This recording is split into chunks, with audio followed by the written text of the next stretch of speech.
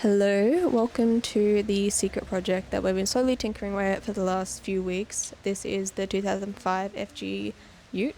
We're converting it from LPG to petrol. This is because LPG is super hard to find now. I'm pretty sure it's getting demolished from every single petrol station towards the end of this year in Australia. And if I was to buy one of these utes that was already a fuel ute or, I don't know, turbo, I'd be paying double the price, if not quadruple the price. So this is financially smart. Not only is the end goal to convert this from LPG to petrol, but it's also to convert it from a absolutely sluggish ute to a decently high horsepower ute, which we're going to race against some friends, compare pricing, value for money, speed, all that. So we've got a 140i BMW M4 CS and a 930 turbo that we're going to be competing against, going against like a variety of factors. I'll talk more about that in the next videos. So yeah, this is what the YouTube's going to be focusing on, along with a few clips here and there of the Mark III Supra build as well.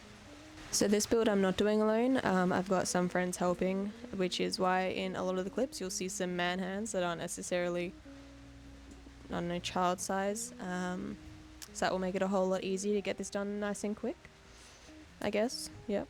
So this specific ute came with the 4-speed BTR gearbox, which is questionable in its power. But I'll show you some of the stuff that we've already purchased, and that is a ZF6 HP gearbox, which is big upgrades. And then we have this little fuel tank, because, you know, we're open at the LPG and going for fuel. And I cannot tell you how excited I am to not have to undo this disgusting cap and then smell the LPG every time I fill it up. So this is the current LPG fuel nozzle, which we switched out to an actual filler neck that E85 can go into, so that is going to be exciting when that comes along.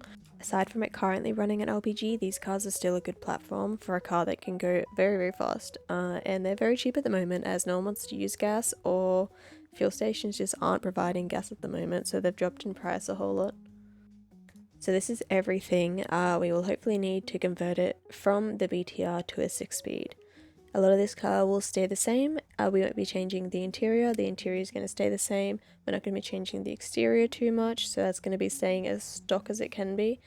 But yeah, as stated, the goal is to build a cheap drag car. And aggressive door slam, okay. But yeah, as I said, these cars are very cheap at the moment. You can probably pick one up for around 2k, 3k.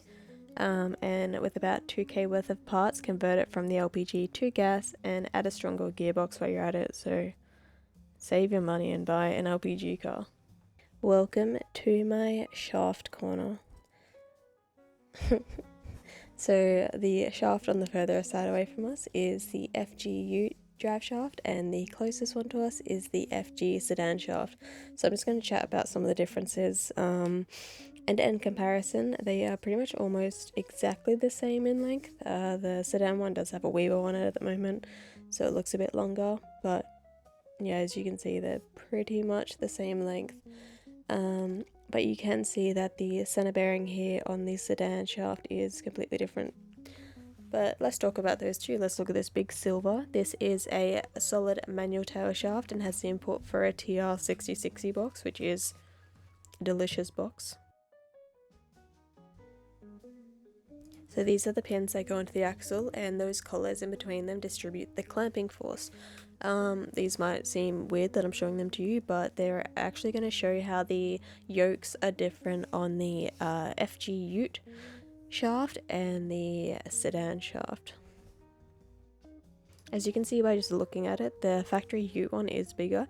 This is because the different yoke is bigger. However, an easy way to visualize this will be putting the clamping washer over the holes, and we'll be able to see the difference in sizing. So why am I going through the effort of explaining all this? Basically, we got the sedan tail shaft for free, and because it has the input shaft for a ZF box, we thought that we could make it work, have a look, see what the differences are. But yeah, it won't due to the center bearing being different and the end yokes being so different, as you can see here. But hey, it was worth a shot, worth to have a try.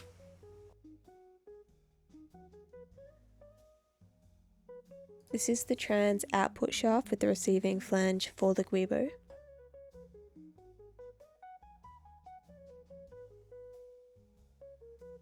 And here are the Guibos. On the left hand side is the BTR box, and on the right hand side is the ZF Guibo. So there's a couple of differences, and it's not just the size, but you'll see soon that on the BTR one it doesn't have bushing protrusion, so it's completely flat, no real divots or anything. However, on this ZF Guibo you can see that there's these little raised little bushings, and you'll see where they mount up to in there.